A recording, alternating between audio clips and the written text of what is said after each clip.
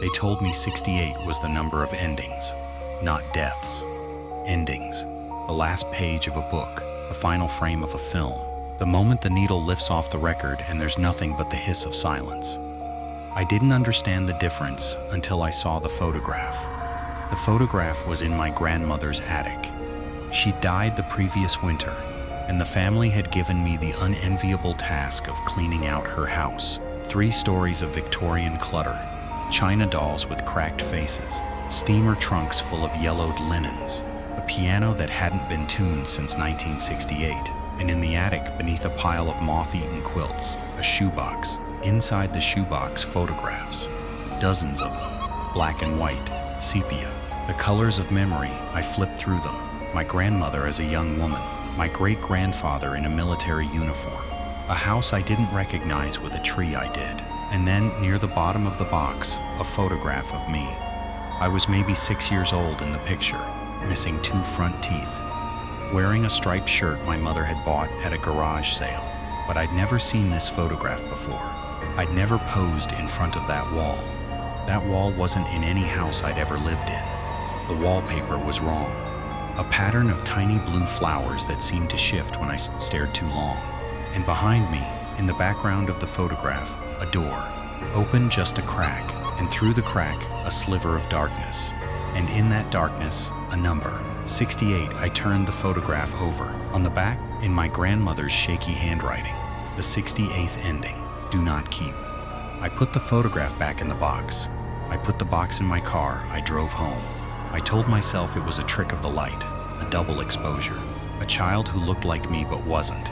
There are a million explanations. I chose the most comfortable one and went to sleep. I woke up at 6:08 a.m. My clock radio was on, static. But beneath the static, a voice. My grandmother's voice. She'd been dead for 5 months. 68 endings, she said.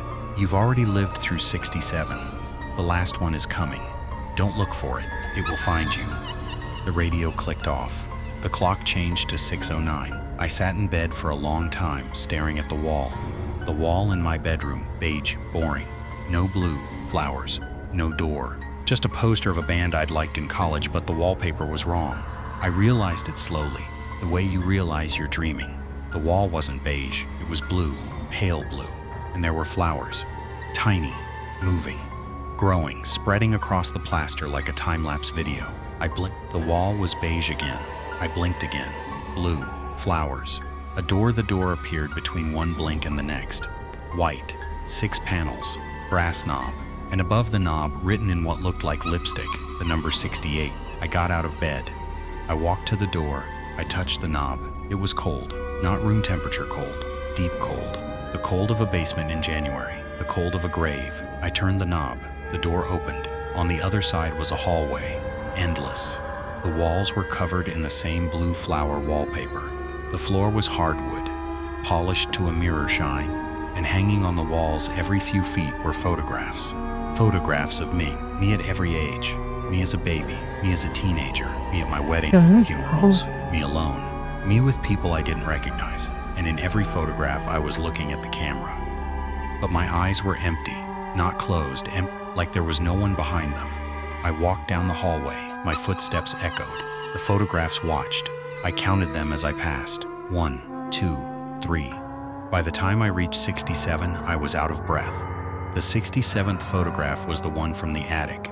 Me at 6 years old, missing teeth, striped shirt, and behind me, the door. The same door I'd just walked through. The number 68 glowing in the crack. I stopped. The hallway continued, but the 68th photograph wasn't on the wall. It was on the floor. Face down, I knelt and picked it up. The photograph was warm, alive. I turned it over. It was me now, today, wearing the same clothes I had on. Standing in this hallway, holding this photograph. My eyes weren't empty in this one. They were terrified. And behind me, reflected in the polished floor, a shape. A shape that didn't match my shadow. Something else. Something with too many limbs and not enough base. I dropped the photograph.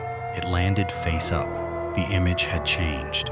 I was still there, but the shape behind me was closer, and the door in the background, the one from the photograph of me at 6, was open, wider than a crack now, wide enough to see inside. Inside was a room. A room with blue flower wallpaper, a room with a bed, a room with a mirror, and in the mirror, a reflection of me. But I wasn't in the room. The reflection was there without me. It was sitting on the edge of the bed, staring at the door, waiting. I ran.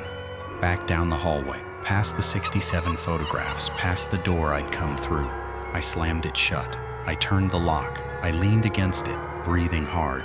The wall in my bedroom was beige again. No flowers, no door. Just the poster, just the morning light. I thought it was over. That's the thing about endings. You never know which one is the last until after it's happened. Over the next week, I noticed changes. Small at first. My reflection in the bathroom mirror was slower than me. Just a fraction of a second behind. I'd raise my right hand. The reflection would raise its left. That's normal. But then it would smile. I wasn't smiling. I'd frown. The reflection would keep smiling. And then it would wave. A slow, deliberate wave, as if saying goodbye. I covered the mirror with a sheet. The next morning, the sheet was on the floor. The mirror was uncovered. My reflection was wearing different clothes. I moved the mirror to the garage. I put it facing the wall. I heard sounds from the garage at night. Scratching, tapping. The sound of something trying to get out. On the 7th day, I found the photograph again. It was on my kitchen table, face up. The image had changed once more. I was still in the hallway, but now I was running, and the shape behind me was close. Close enough to touch, and I could see its face. Its face was my face, but older, decayed. The face of a version of me that had died a long time ago and had been waiting in that room ever since. Underneath the photograph, a note. My grandmother's handwriting. 68 endings. You are the 68th. The photograph is the door. The reflection is the key. The room is ready. I burned the photograph. The flames turned blue. The smoke smelled of flowers. When the ashes cooled, they formed the number 68 on the tile of my kitchen floor. I swept them up. They reappeared on my pillow. I vacuumed. They reappeared in my shoes. I went back to my grandmother's attic. I searched for the shoebox. It was gone. In its place, a mirror. The mirror from my bedroom. The one I'd put in the garage. It was leaning against the rafters, facing me. My reflection was there, but it wasn't mimicking me. It was sitting in a chair, reading a book. The book had a blue cover. The title was my name. I turned away from the mirror. When I looked back, my reflection was standing, pressing its hands against the glass from the other side. Its mouth was moving. I leaned close to read its lips. "Let me out," it said. "You've had 67 endings. Birth, childhood, adolescence, love, loss. Each one was a door closing. But this is the last one, the 68th. The door doesn't close. It opens. And on the other side, you don't end. You begin. Again and again and again." I touched the mirror. The glass was warm. My reflection touched the glass from its side. Our fingers lined up. And for a moment, I felt what it felt. Loneliness. The loneliness of being a reflection. Of having no life of your own. Of watching someone else live and die and live again while you stay frozen in the glass. I understood then. The 68th ending isn't death. It's exchange. Someone has to be in the mirror. Someone has to live in the room with the blue flowers. My grandmother had done it. Her mother before her. And now it was my turn. Unless I could find someone else. Someone who would take my place. That's why I'm telling you this. Not to warn you. Choice the photograph is in this story. Somewhere between the words. Between the lines. Between the 67th and 68th paragraph. If you find it, you'll see yourself. 6 years old, missing 2 teeth. Standing in front of a wall with blue flowers. And behind you, a door. Open just a crack. Don't close the photograph. Don't burn it. Don't hide it in an attic. Just look at it. Let your reflection see you looking. And then turn away. When you turn back, your reflection will be gone. And in its place, a door. White. 6 panels. Brass knob.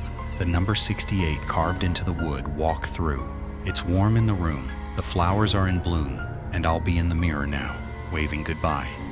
Waiting for the next son to read a story they shouldn't have. 68 endings. This is the first one for you.